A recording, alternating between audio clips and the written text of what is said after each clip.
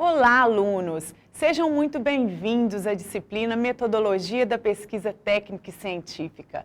Eu sou a professora Bruna Rodrigues de Freitas, sou formada em Administração pelo Instituto Federal Campus Rio Pomba e também mestre em Administração Pública pela Universidade Federal de Viçosa. Estarei trabalhando com vocês a disciplina Metodologia da Pesquisa Científica.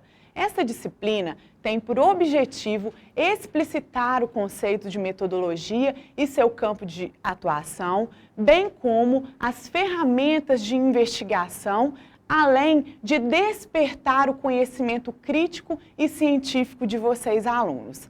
Para isso, nós trabalharemos durante essa disciplina com uma introdução à metodologia na primeira semana, onde vamos tratar da diferença do conhecimento científico e o senso comum.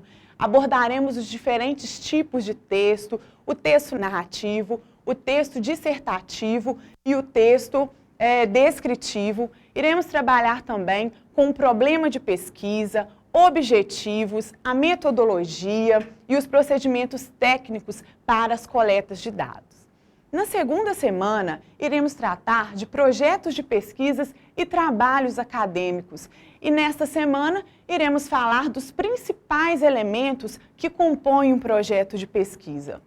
Na terceira semana, falaremos das citações em documentos. Iremos abordar normas da ABNT para citação em textos, falando de citação direta, citação indireta, citação da citação, notas explicativas, notas de referência, notas de rodapé, sistema numérico e sistema autor-data. Na quarta semana, iremos falar então das normas para a elaboração das referências, destacando então os elementos essenciais e os elementos complementares das referências. Na quinta semana, abordaremos os projetos técnicos e na sexta semana iremos finalizar falando das coletas de dados, ou seja, o que são dados primários, o que são dados secundários, quais as principais vantagens de trabalhar com os dados primários e dados secundários. Iremos abordar a entrevista como uma técnica de coleta de dados. Iremos falar também da observação como uma outra técnica de coleta de dados, além do questionário e do formulário como instrumentos de coleta de dados. Ok, alunos? Então, o objetivo dessa primeira semana de aula é situar o estudante acerca do significado da metodologia e do seu campo de utilização. Vamos lá, estudantes?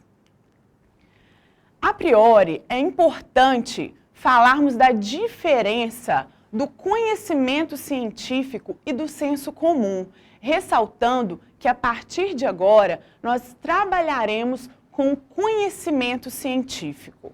O senso comum é um modo comum, é aquele modo corriqueiro que obtemos o conhecimento, ou seja, aquele conhecimento que você adquire no trato com as pessoas, que você vai adquirir de geração, diferentemente do conhecimento científico, na qual as proposições ou as hipóteses, elas têm a sua veracidade ou a sua falsidade comprovada por meio de experiência. Então, podemos observar que o conhecimento científico, ele trabalha com experiência, diferentemente do senso comum.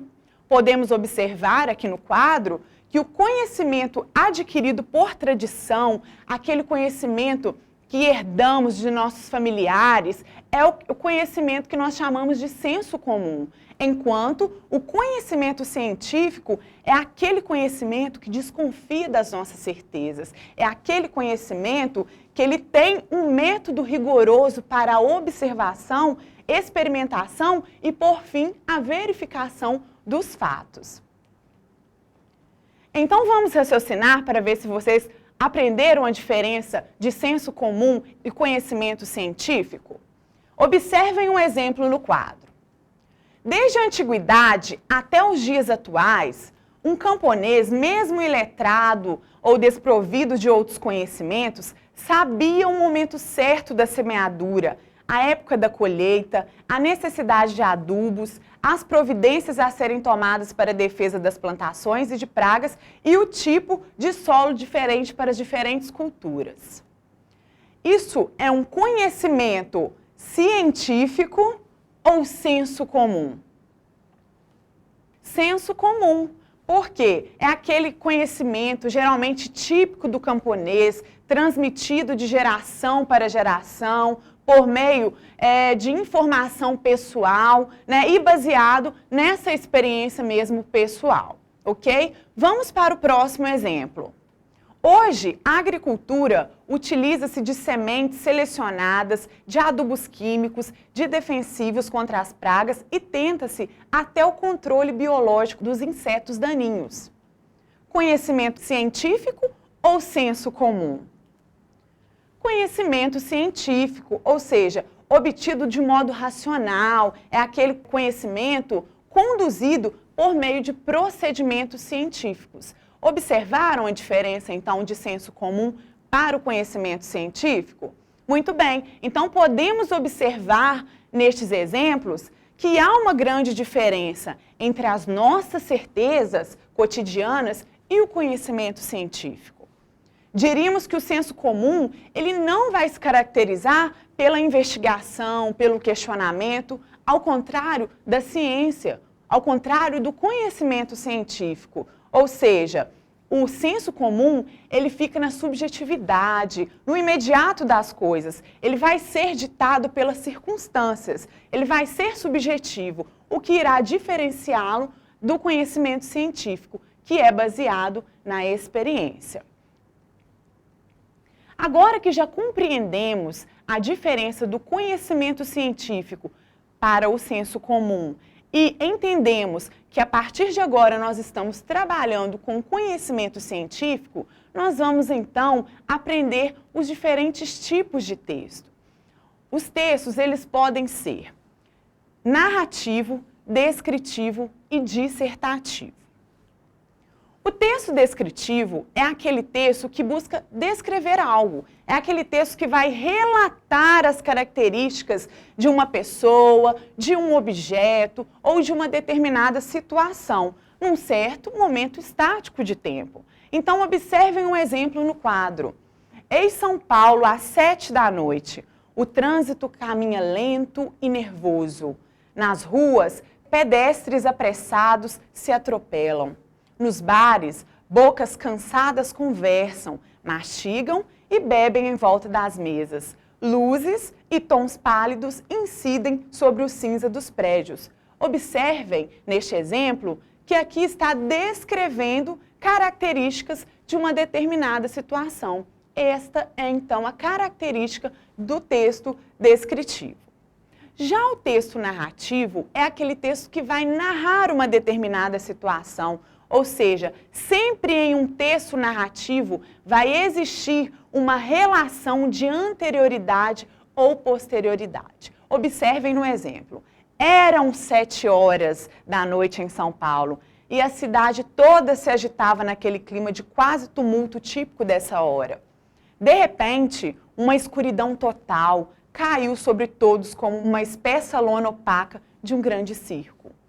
Os veículos acenderam os faróis altos, insuficientes para substituir a iluminação anterior. Observem neste exemplo que aqui está tendo uma relação de anterioridade ou posterioridade, o que caracteriza os textos narrativos.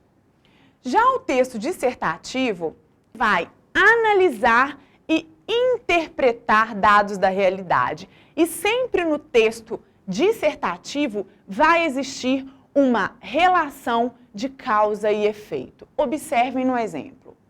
As condições de bem-estar e de comodidade nos grandes centros urbanos, como São Paulo, são reconhecidamente precárias, por causa, sobretudo, da densa concentração de habitantes num espaço que não foi planejado para alojá-los.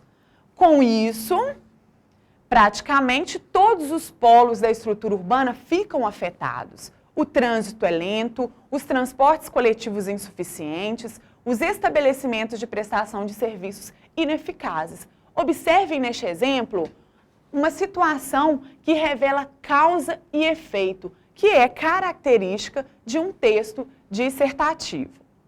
Ok, alunos? Então, resumindo a diferença dos tipos de texto, podemos dizer que o texto dissertativo, ele expõe um tema, ele vai explicar, ele vai analisar e classificar, sempre visando uma argumentação, é um texto argumentativo. Já o texto narrativo, ele vai expor um fato, relacionar uma mudança de situação, vai apontar o antes, o durante e o depois dos acontecimentos. Então, é um texto sequencial. Já o texto descritivo, ele vai descrever características de determinada pessoa, de determinado acontecimento e determinada situação, ok? Vamos então agora dar uma pausa para o café. Já já voltamos.